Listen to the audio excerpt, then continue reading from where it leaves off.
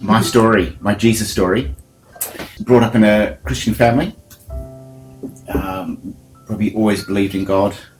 Also believed, probably I was thinking more so, I grew up in a house where there was probably demonic spirits, so spiritual realm was always very real to me. Probably more, doesn't sound really good, probably more real to me than God was. It was always activity, and I was well aware of the spiritual realm that I couldn't see. Anyway, grew up in a Christian family, church every Sunday. About 15, I was Sunday night church, felt the presence of God really strongly. Usual Sunday night altar call, which I responded to, and that was a very, very real experience for me. I knew that God was on my case. I wanted to be a believer and follower of Jesus. Got baptized, and that continued on. I sort of just continued on where I was nothing dramatic, but I just knew God was real. Started uni at 17, 18, and then just slowly, no conscious decision to walk away from God, just got busy with study, got into party and social scene, and just slowly drifted away from God. My faith, I'd often think of God, my faith never really fell away, just the whole lifestyle. And I guess like the Luke 15 prodigal son, I wanted to go and explore. So I packed my bags and just went exploring the world, and did that for about 10 years. And then 1989 and 1990 were significant years where there was just a number of what I would say, looking back, the orchestration of God, where he begins to shake your life. The orchestration of God for you was through circumstances that happened that were quite dramatic, really, and quite...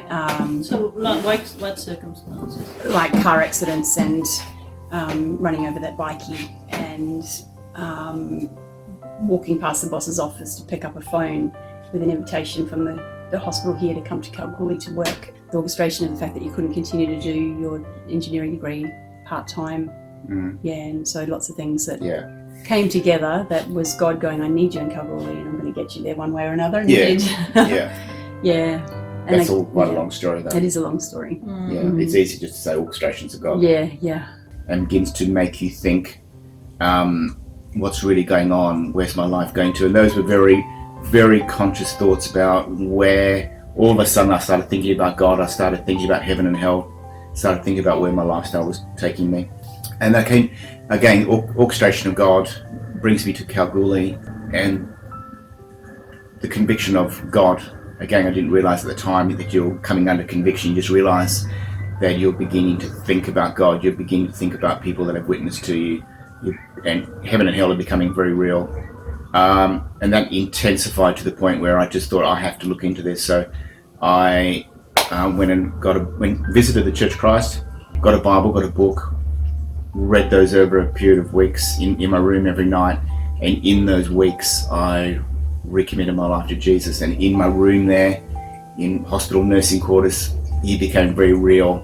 And I fell in love with what Apostle Paul was doing in the scriptures, and I thought, I want to do this. This is the life that I want to live. And something, I was 27 years old, and all of a sudden you realize this is what I want to be doing with my life. And so that is now 30 years ago, and it's amazing that those things continue to be very real for me. I continue to read the story of Jesus, the story of Paul, and the things that they talk about, and the life that they call me to are still very real, still the passion of my life.